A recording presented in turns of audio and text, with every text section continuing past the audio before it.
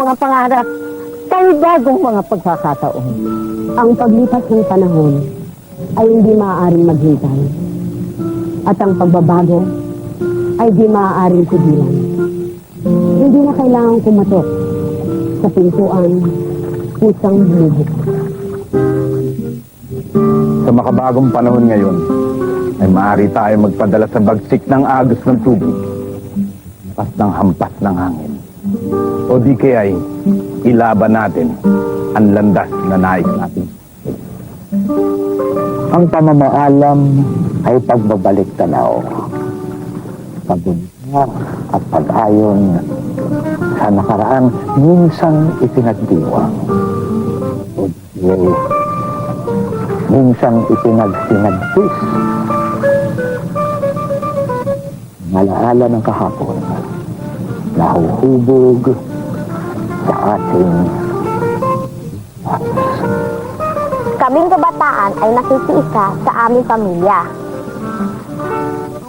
At pamilya ng ating bayan.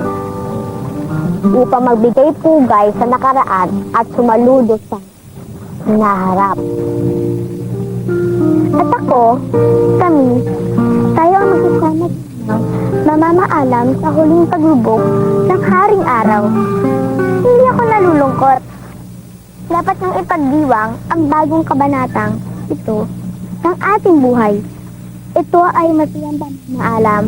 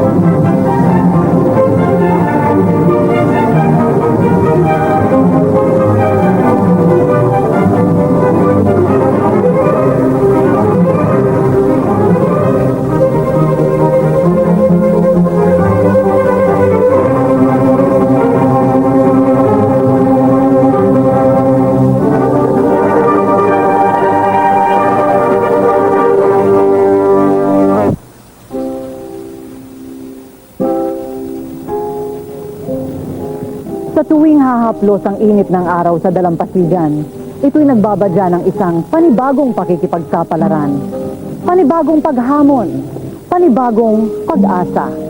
At ang mga sa atin sa nakaraang panahon ay habang buhay na nating matatandaan. Subalit, lalo pa natin itong mapapaganda at mababago. Dahil sa bawat paglubog ng bawat araw ng takip silim, ay mayroon pa rin isang maningning na umaga ang naghihintay.